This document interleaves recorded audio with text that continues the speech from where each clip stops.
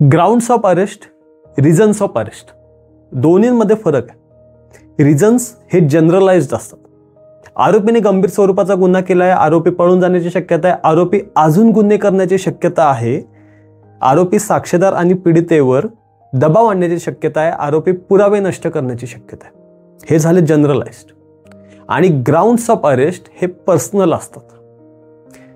Personal हा शब्द honourable supreme कोर्टाने वापरला आहे जजमेंटमध्ये. पर्सनल आणि प्रायव्हेटमध्ये फरक आहे.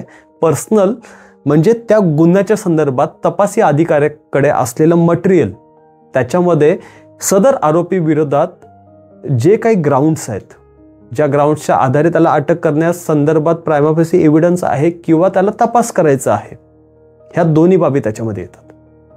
बरं, या आत्तापर्यंत आपण 2 केसेस पाहिल्या, त्याच्यामध्ये PMLAच्या होत्या. ही केस UAPAची आहे, unlawful activity prevention act.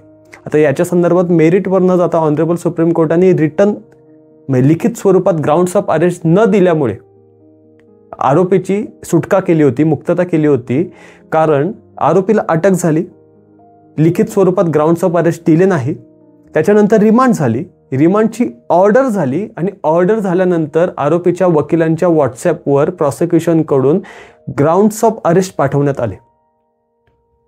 Grounds of arrest हे रिमांडच्या अगोदर देण्याचं मागचं कारण असं आहे की जर का ते आरोपीला ग्राउंड्स ऑफ अरेस्ट मिळाले तर त्याचा वापर करून आरोपी स्वतःचा कायदेशीर मार्गाने बचाव करू शकतो.